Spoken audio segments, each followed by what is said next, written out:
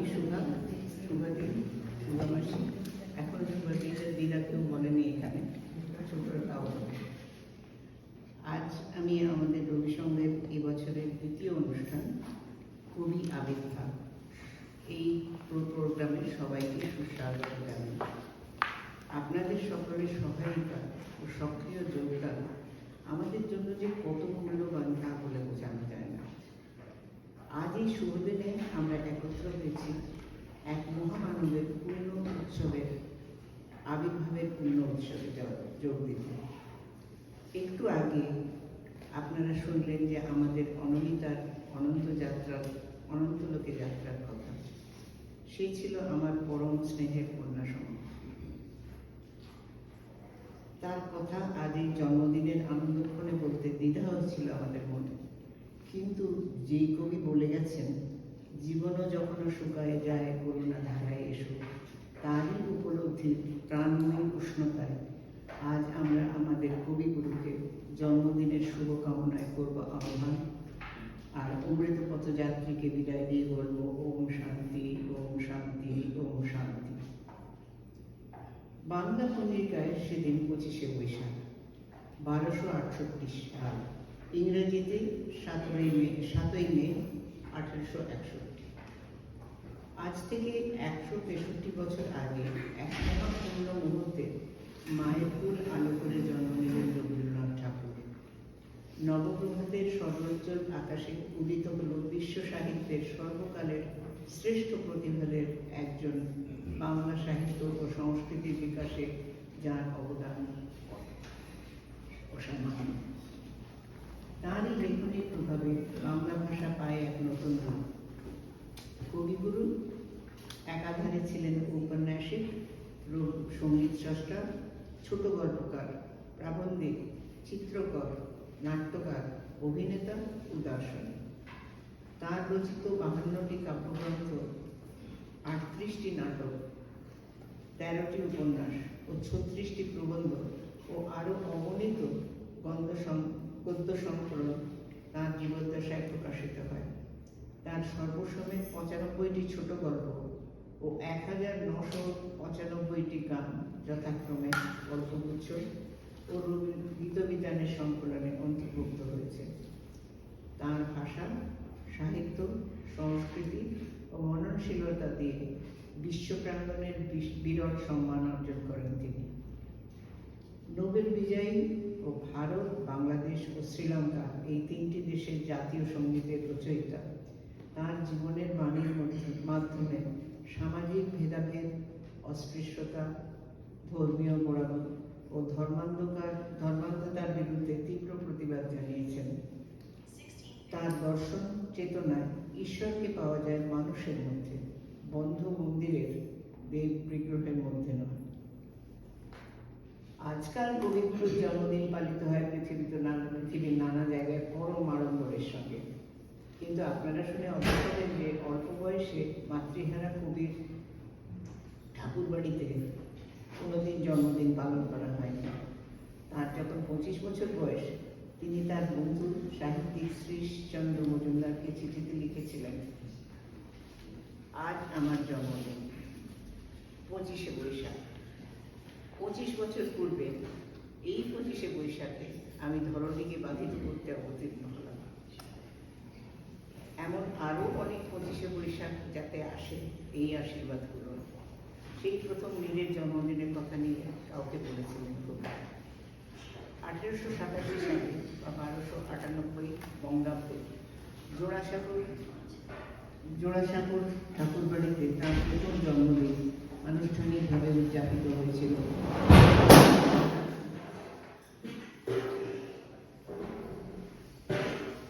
সবাই ঠিক আছে?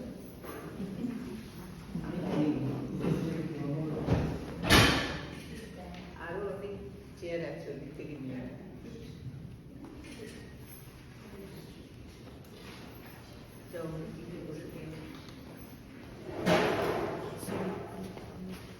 করে ফেলাম।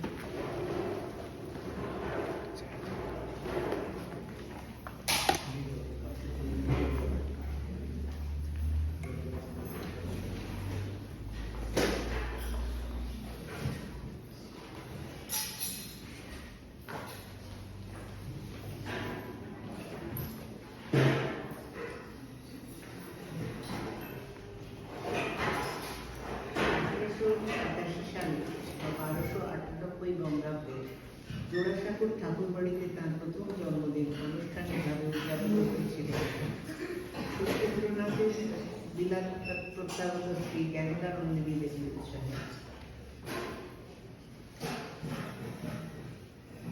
সেদিনের অনুষ্ঠানের বিবরণে কবির ভাগ্নি নিজের কথায় বলেছেন, রবি মামার প্রথম জন্মদিন আমিই করি। অতি ভোরে নিঃশব্দে তার ঘরের বিছানার কাছে গিয়ে বাড়ির বকুল ফুলে নিজের হাতে গাঁথামালা ও একজোড়া ধুতি ও চাদর দিয়ে তাকে জাগিয়ে দিল। আর তখন সকলে জেগে উঠল, রবির জন্মদিন বলে সাড়া পড়ে গেল। 1941 সালে 81 বছরে কবির শেষ জন্মদিন উদযাপিত হয় শান্তিনিকেতনে। আশ্রম বালক বালিকাদের বৈতালিক গানের সুরে ও মন্দিরের উপাসনার মন্ত্রে।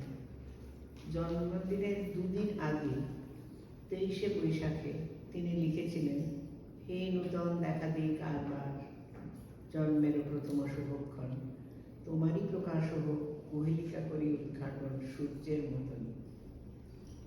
সেই বহু বছর আগের 25শে বৈশাখের সদ্য উদিত রবির উজ্জ্বল কিরণ আজও আমাদের মনের আকাশকে আলোয় আলোময় করে রেখেছে। রবি সঙ্গের আন্তরিক কামনা কবির সেই অমূল্য বাণীর অর্ঘ বারবার আগামী দিনগুলিতে আপনাদের কাছে এনে দেওয়া। এই বছর আরেক উজ্জ্বল তারকার 100তম জন্মদিন। তিনি স্বনামধন্য রবীন্দ্রসঙ্গীত শিল্পী শ্রীমতী কণিকা বন্দ্যোপাধ্যায়।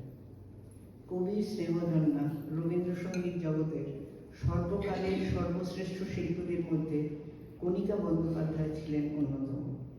বিশেষ করে টপ্পা আহমেদের গানে রবীন্দ্রসঙ্গীতে তিনি ছিলেন অদ্বিতীয়। জন্মনাম ছিল অনুমা। শান্তিনিকেতনে এসে এক ঝড়ের দিনে কবির সঙ্গে দেখা।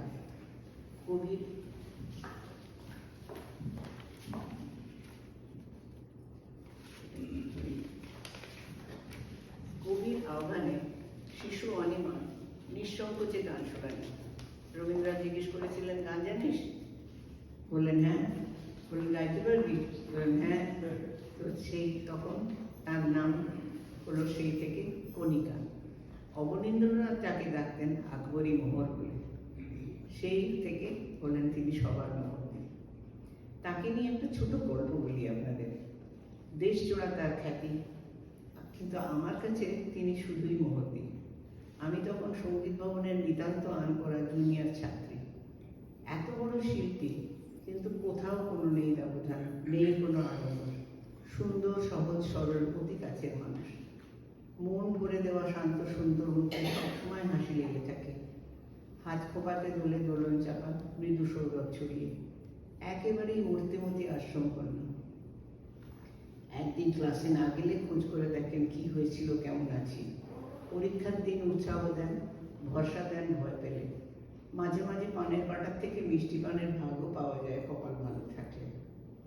প্রতিটি গান শেখান পরম ধৈর্য নিয়ে।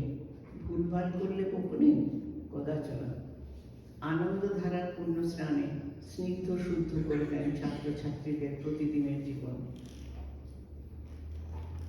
একবার পুজোর সময় দিল্লির বিশাল কালীবাড়িতে মোহরদীর গানের প্রোগ্রাম।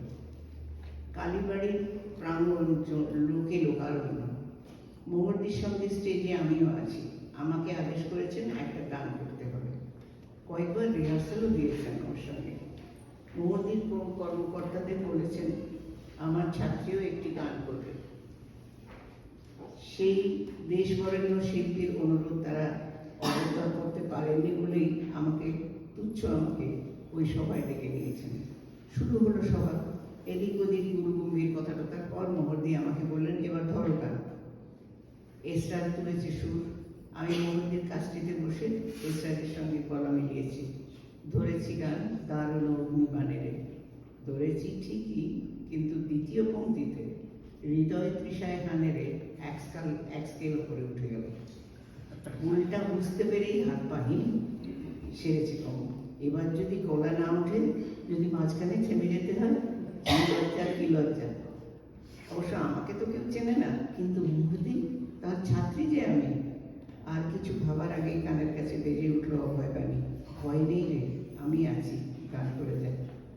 বিখ্যাত সেই মোহন সুর কণ্ঠে বেজে উঠল আমার সঙ্গে সুর মিলিয়ে। কেউ জানলো না মোহরদি কি করুণায় আমার সব ত্রুটি ঢেকে দিলেন, কি পরম স্নেহে আমার লজ্জায় দিনে না বলুন। আজও আমার কানে বাজে সেই শান্ত মধুর অমৃতবাণী, ভয় নেই রে। আমার মনের মাঝে সেইখানে তার নিত্য বন্দনা। আসুন এবার আমরা রবি সঙ্গের আজকের অনুষ্ঠানে যোগ দিই।